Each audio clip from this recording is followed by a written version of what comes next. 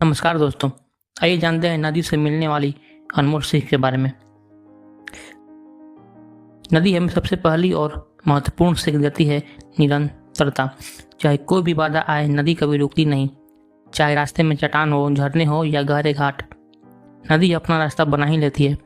इसी तरह हमें भी जीवन में आने वाली समस्याओं से डरना नहीं चाहिए। निरंतर आगे बढ़ते रहना चाहिए, चाहे रास्ता कितना भी कठिन क्यों ना हो। नदी की दूसरी सीख है सहयोग और विनम्रता। छोटी छोटी धाराएं एक साथ मिलकर एक बड़ी नदी का रूप लेती हैं।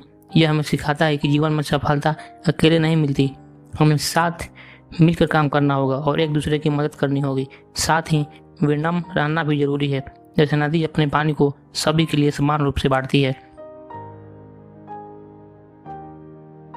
नदी का स्वभाव हमें सिखाता है कि समय आने पर लचीला होना और बदलाव को अपनाना कितना जरूरी है। नदी कभी एक ही दिशा में नहीं बहती। जब उसे लगता है कि रास्ता बंद है तो वो अपना रास्ता बदल लेती है। हमें भी जीवन में लचीलापन रखना चाहिए। समय के साथ चलना और परिस्थितियों के अनुसार खुद को ढालना एक महत्वपूर्ण गुण है। नदी के धैर्य से हमें सीख मिलती है कि कोई भी बड़ा काम एक दिन में नहीं होता।